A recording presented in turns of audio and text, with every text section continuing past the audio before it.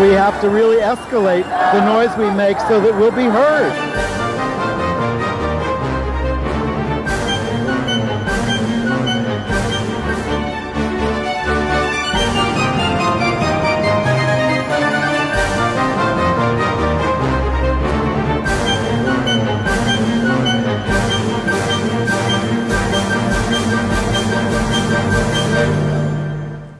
Welcome to Gay USA. I'm Andy Hum. And you're echoing. And I hear an echo in here. Is there something wrong with that? Maybe. Nah, they fixed it. I'm Ann Northrup, and this is Gay USA. Okay. Well, of course, the big news this week was that New Jersey college student Darun Ravi... Is he still a college student? Well, that's how old he is anyway. Is guilty on 15 counts for invading the privacy of Tyler Clementi as a hate crime and covering up the evidence that he did it. We will be joined in our discussion by Bill Dobbs, a gay civil libertarian. Who attended the trial of Right. Darun Ravi, so we'll get some firsthand knowledge of that.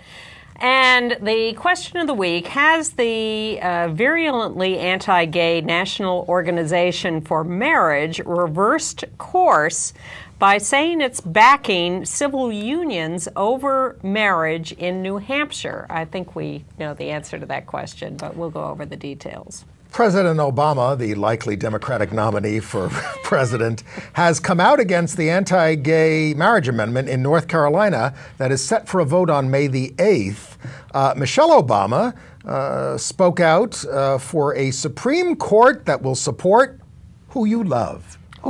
Whomever you love. And as she sometimes says, whomever we love. Yes, that's the actual quote. Okay. Well, she used both. And you may remember Rick Santorum. Is he the likely Republican candidate? Well, he had a busy week coming out against pornography, promoting the reinstitution of Don't Ask, Don't Tell, and cheering for an anti-gay preacher in Louisiana whose fire and brimstone we will show to you. Yeah. That Tennessee bill we told you about, which would ban discussion of homosexuality in schools, looks to be dead, but you won't be encouraged about the reason why.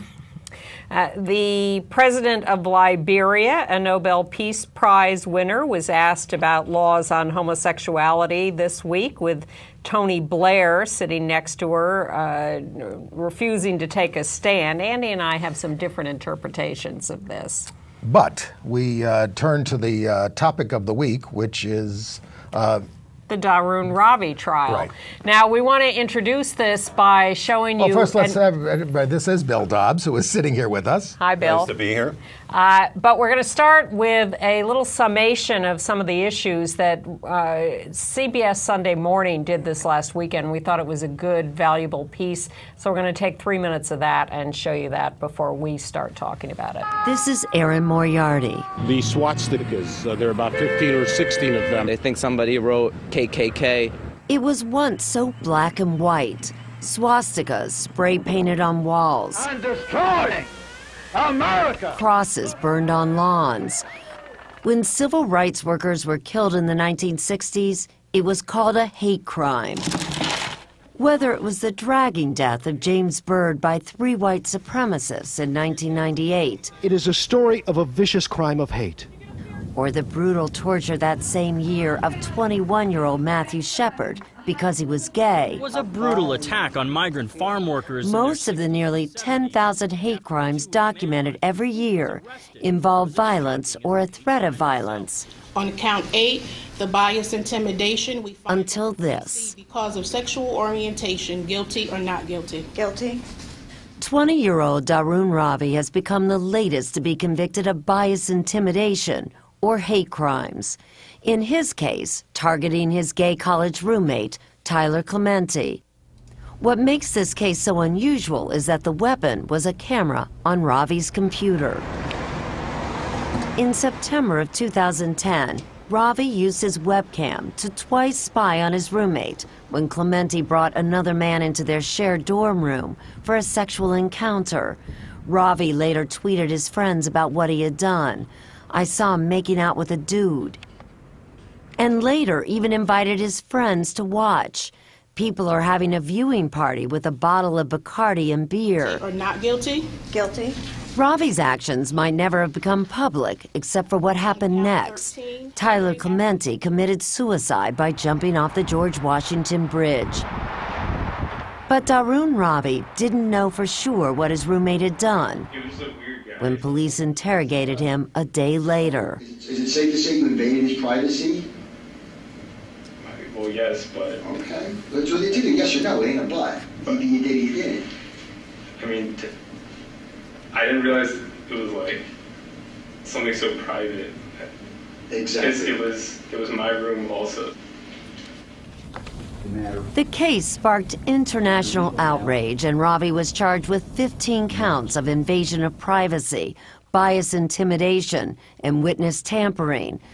On count 15, tampering with physical evidence, we find... But Friday, when the jury found him guilty of all of them, some, like Seton Hall University law professor Mark Poyer, thought the verdict was an overreaction. I was really very sad. I don't think any good will come of this. What do you mean? Well, Ravi's life is going to be ruined. I don't see how the judge can avoid giving him jail time. And I think that the breadth with which the hate crime law was applied will open it up for a lot of prosecutorial discretion and for a lot of groups across the spectrum to claim that they've been victims. Now, there are a lot of threads to this case. He was convicted of invasion of privacy. He was convicted of intimidation not because he meant to intimidate him, but because the jury decided that Tyler Clementi felt intimidated. And he was convicted of tampering with evidence, which I think is fairly serious. There is a question about, as was said in the piece, would any of this conviction or trial or prosecution or anything have happened if Tyler Clementi had not committed suicide? Which was not supposed to be relevant to the case. Not a part of the case. He was not charged with any connection with the suicide. And then you could bring race into it, too. If Daroon Ravi were white, would he have been prosecuted?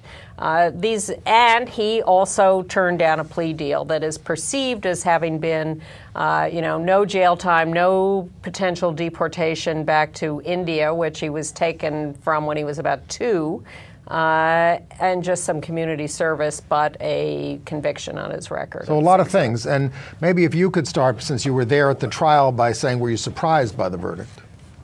I was. There were so many counts. There were 15 charges, but 35 counts. It took quite a while to read through all the findings that the jury had made.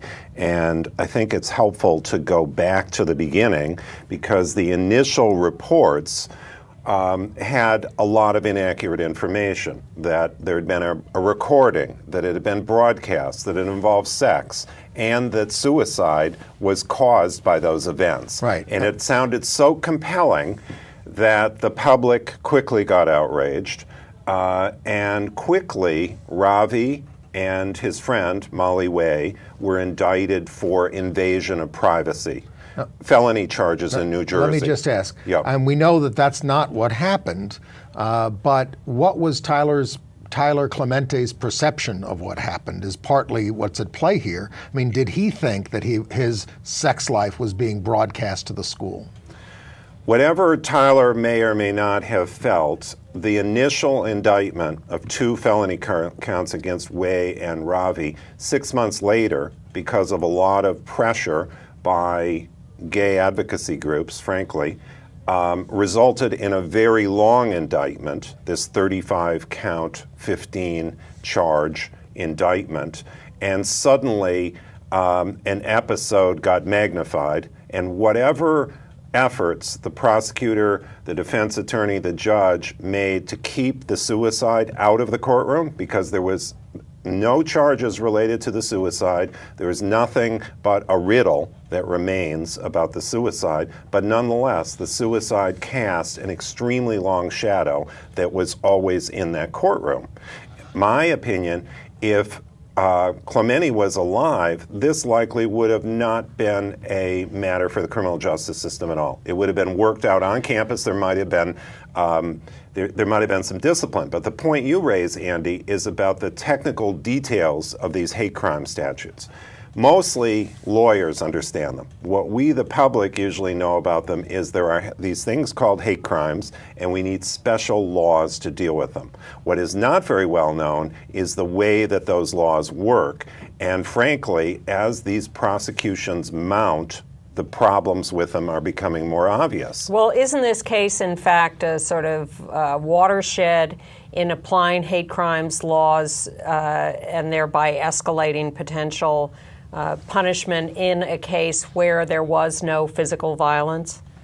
This whole undertaking was a way to throw the book, a long list of charges, at Ravi because of public outrage and pressure on the prosecutor. So tell us about the atmosphere at the trial, because you were there, and that's what we don't know. And just before you do that, you're kind of the only gay activist down there, basically. I mean, this was not a case for all the uproar in the community over the case where people were sent down to observe the trial. You went down. Mostly the courtroom was filled with a lot of reporters and media people. And family members and relatives of Ravi and also the Clementis. The atmosphere, mostly what we learned about the trial was what went on within the four walls of that courtroom. There was very little, there was nobody writing about this trial, asking questions about, larger questions about justice. Is this the way to grapple with this episode? And what about bullying? There's another whole section of this issue, which is there's something else possibly going on. How Rutgers University reacted, what kind of campus climate there was. But most of the focus was we've got to get who's ever responsible for this, and let's not worry about due process and compromising their rights. So from the get-go, Ravi and Wei were seen as demons, and that's what the jury did, in effect, is they said, we don't, I believe that, you put all these charges before them, and they said, well, we think this is a bad guy, therefore we're throwing the book at him too. Well, are you, look, I think this trial was a huge mistake. I think all these charges are, for the most part, nonsense. I think it should have been campus discipline. But are you suggesting that, given that this trial was brought and these charges were made, that it was not a fair trial in that context? What it raises for me is the ethics of organizing when something bad happens, which is it's possible. Well, let me go back in time, which is for decades, if one of us was injured or maimed or even killed, quite possibly the justice system, the criminal justice system, wouldn't pay attention. Police might not take a report, there might be a shoddy investigation, a prosecutor might not bring reasonable charges, and the jury might let them off. Still happens on a daily basis. And of course, what's happening in Iraq right now. Sometimes, yes. Sometimes that may happen now, but what is also possible, especially with high-profile cases like Brandon Tina's case or Matthew Shepard's case and others, is that there is now a lot more sensitivity to LGBT crime victims. And it's possible to organize in such a way, if you don't pay attention to where that pressure is going and how much to bring and what the goal is, it can destroy people on the receiving end of that. In the Matthew Shepard case, I and a handful of us opposed the death penalty for Shepard's killers, and people said, quite reasonably, why are you trying to save Matthew Shepard's killers? To which I could point to Stanley Lingar's case in Missouri, Calvin Burdine's case in Texas, people who did terrible things, but nonetheless, bias against them may have cost them a death sentence. So we can't just look at the criminal justice system from the point of view of victims. We also need to look at how it deals with us as individuals, no matter which side of it we're on. I think there was more than a handful that were against the death penalty in that case or any case in the community. And I think there was some lobbying that we all, I was just going to say, there was some lobbying that we did to make groups come out against the death penalty as well. Right. So talk a little about hate crimes laws in general a little more and why we should be suspicious of them. We got a lot of laws on the books to punish just about any injury to a person, and we've graduated them. Things we think are worse, like killing somebody, generally get more punishment. And the way that these things are calibrated is based on the intent.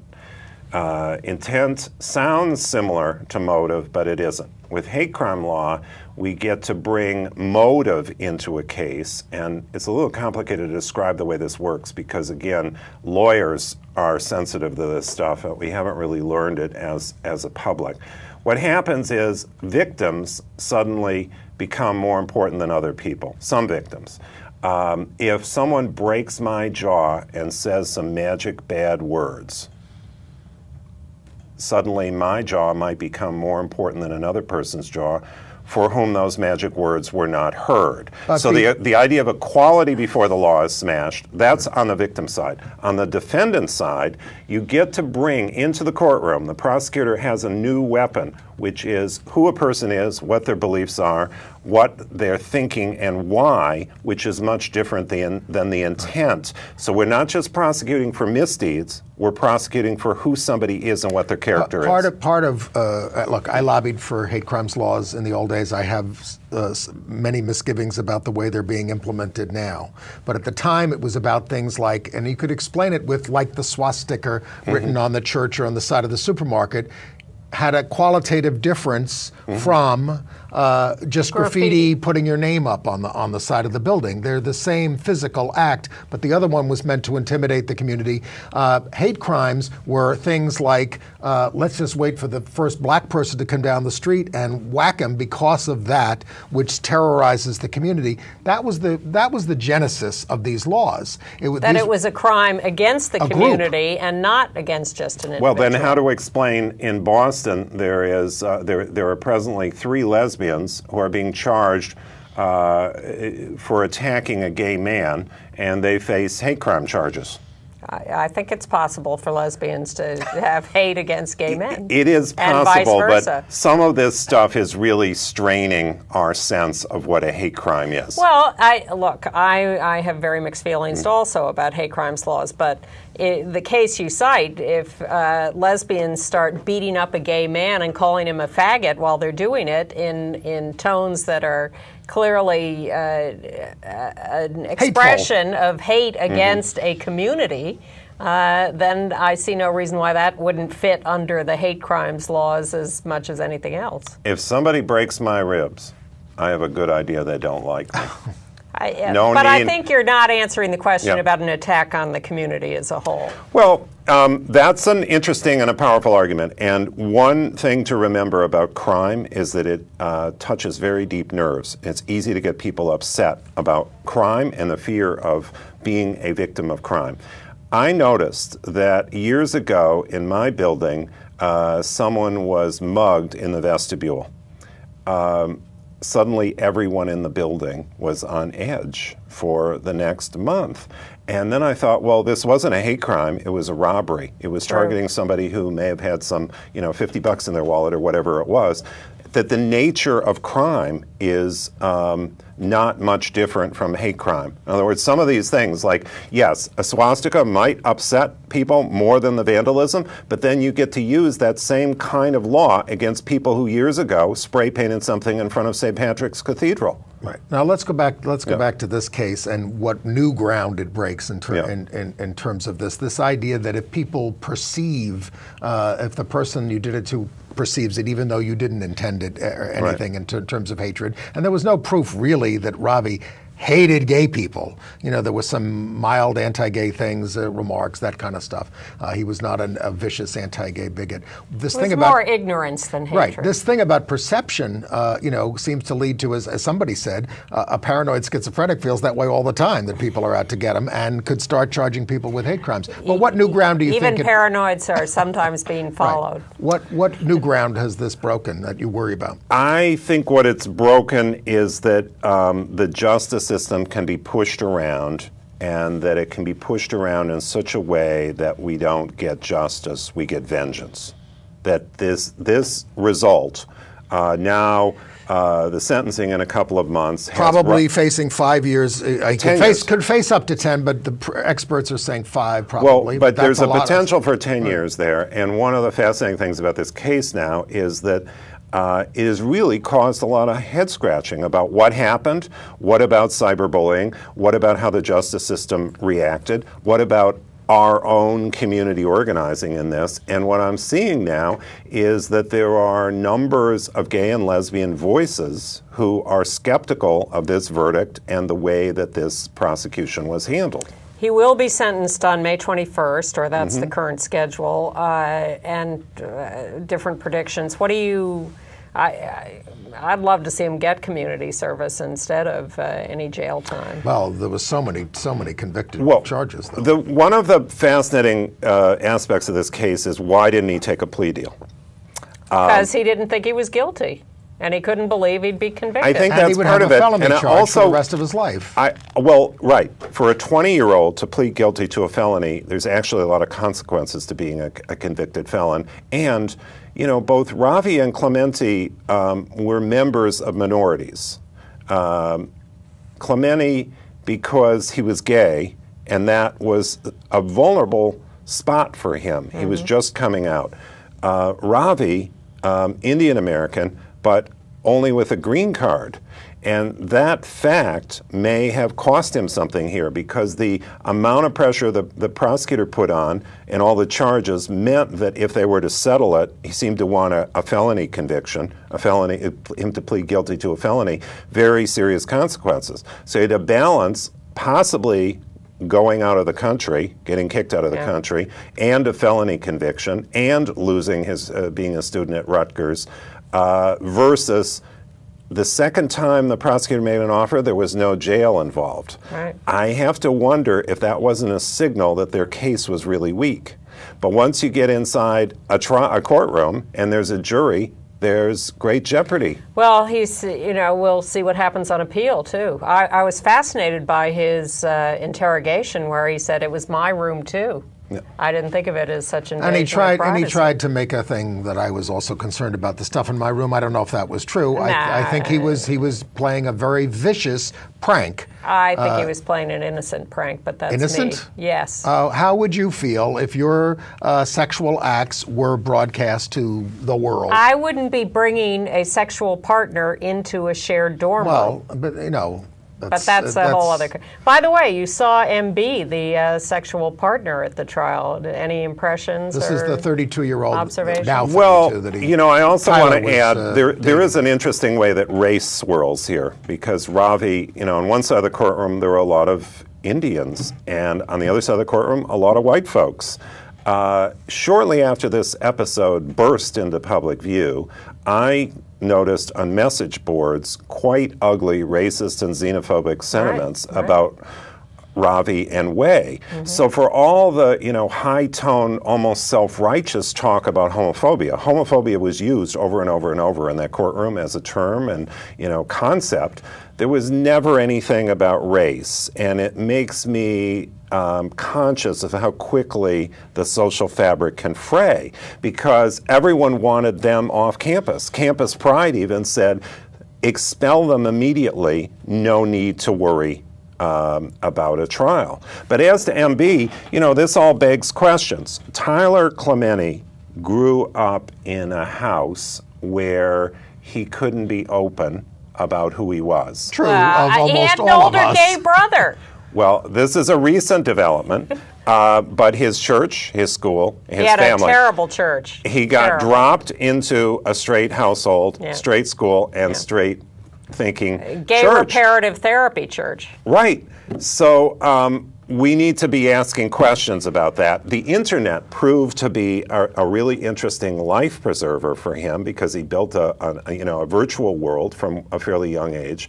But what was helping to pull him ashore and ensure that he had real people who were going to support him, because this was something of a crisis. MB, you know, I sat there thinking, some of this is protecting him because he's a crime victim, but another part of it makes me wonder that we still have a world where someone at 32 years of age is really, really, really concerned that people not know that he's gay. This in a state with extensive legislation to protect his identity. It's also a case of a lot of notoriety that would come to him that would make his life difficult. I can understand. Yeah, but think about the sexual shame and all that. Like what? I'm just talking about being a notorious figure in general. We don't know if he's married. Problem. You know, there may be many reasons for him to want to maintain his privacy, but we don't usually accord that level of privacy to people who have to testify in trials. Right. On the other hand, trials don't always have this level of notoriety. Well, all right. Well, I don't know that we've answered anything, but it's always fascinating to talk to you, and we Bill. appreciate you going down there and observing. I think it's healthy to look carefully at this case because it raises a lot of questions about the ethics of how organizing is done when something really bad happens. And how quickly we rush to judgment. And I think it's important to ask ourselves questions. When something bad happens, how bad is it? And what do we want done about it? And sometimes that last question, you almost need to answer it in years in prison, because we've gotten to a point where we think it's fine to throw lives away and sentence people to such long terms that there's no hope of change or redemption or reformation.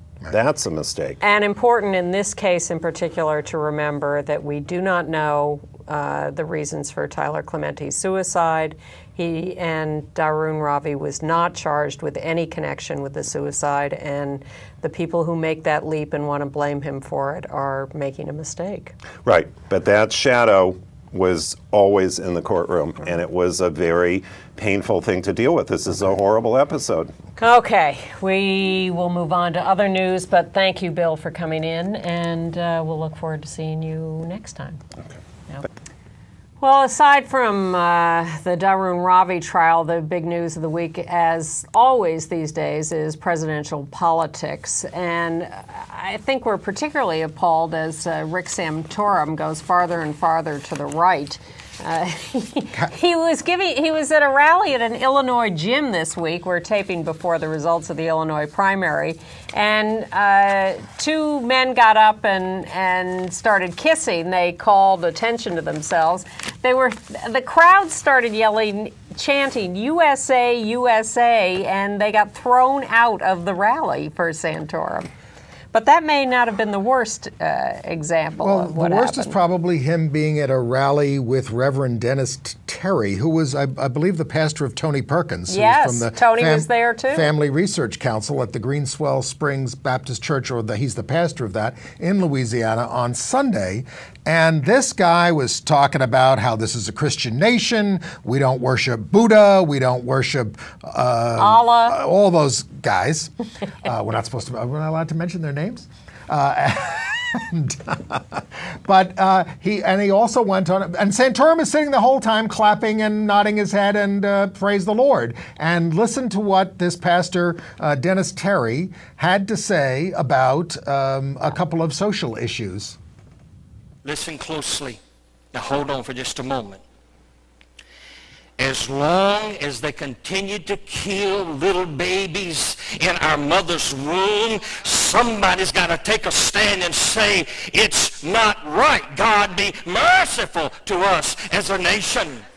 As long as sexual perversion is becoming normalized, somebody needs to stand up and say, God forgive us, God have mercy upon us. As long as they continue to tell our children they cannot pray in public schools or pray in open public places today, somebody's got to take a stand and say, God forgive us, God have mercy upon us. As long as they continue to tear down traditional marriage, listen, God intended for marriage to be between a man and a woman. And as long as they continue to attack marriage, somebody needs to take a stand and say, no, no, no, no.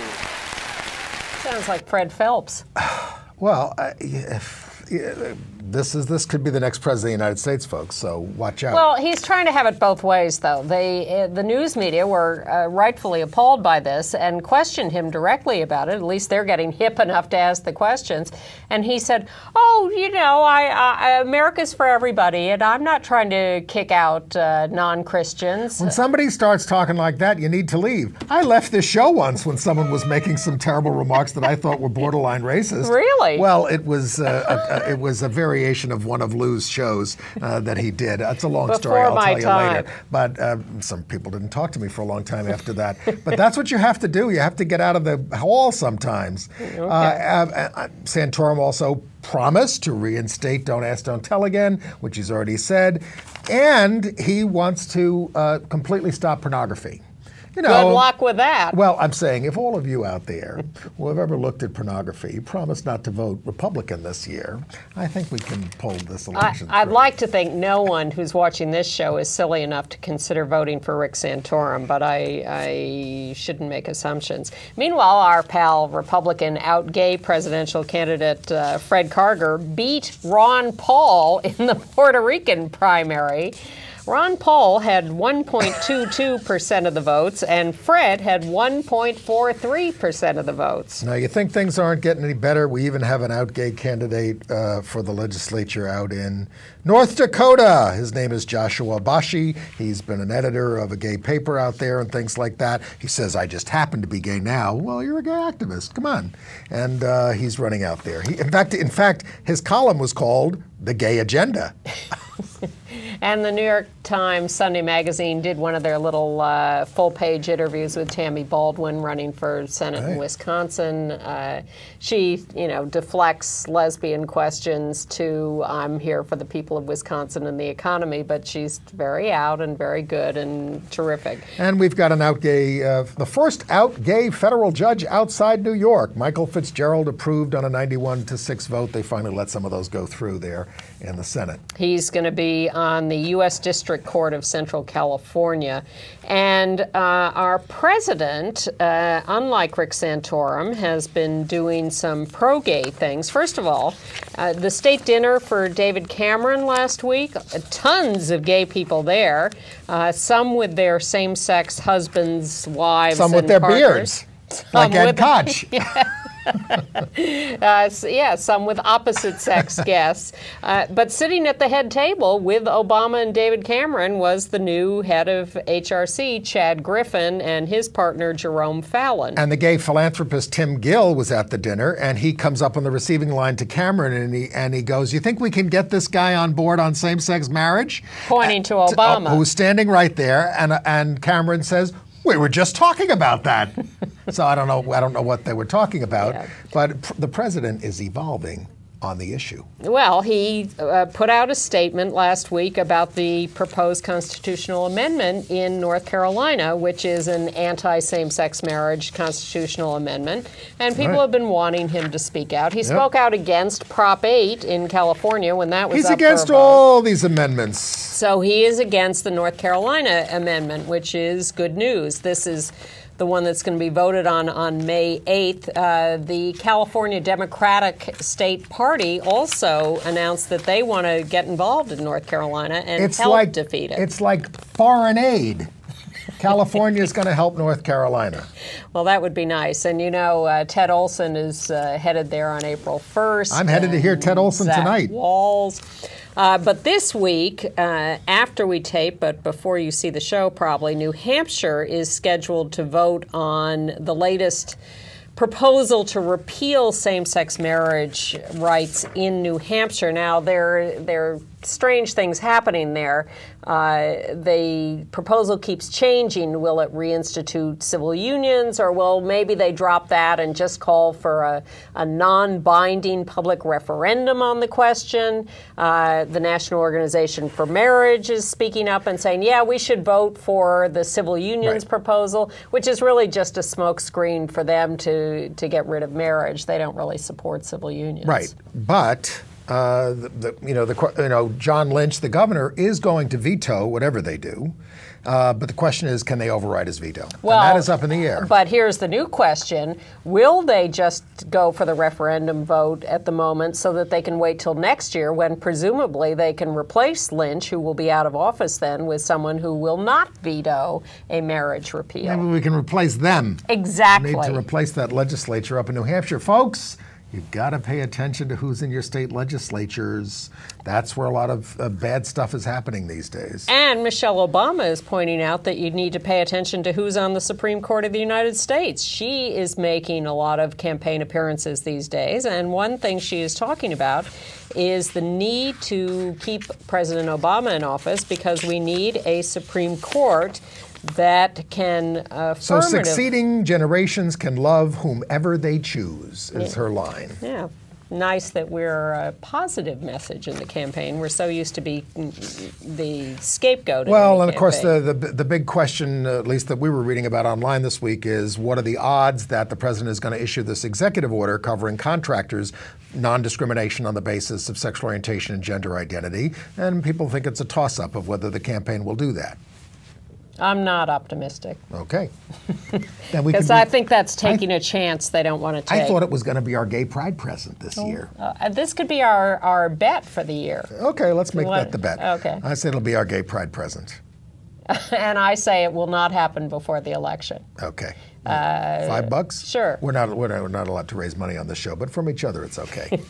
By the way, our former president, Jimmy Carter, has a new book coming out in which he describes his evolution to supporting same-sex civil marriage. Of course, he's one of these people who says, I don't think it should be mandated for churches to perform same-sex marriage. But he acts like his church does support it, even though he's a Baptist. Exactly. He also says homosexuality was well known in the ancient world long before and Jesus the birth said nothing of about Jesus. it.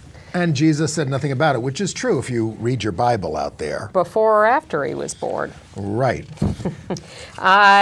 Focus on the Family, however, is not taking a back seat. They are active now in Colorado, pushing for a vote on a constitutional amendment to allow all people and organizations to discriminate any way they want to.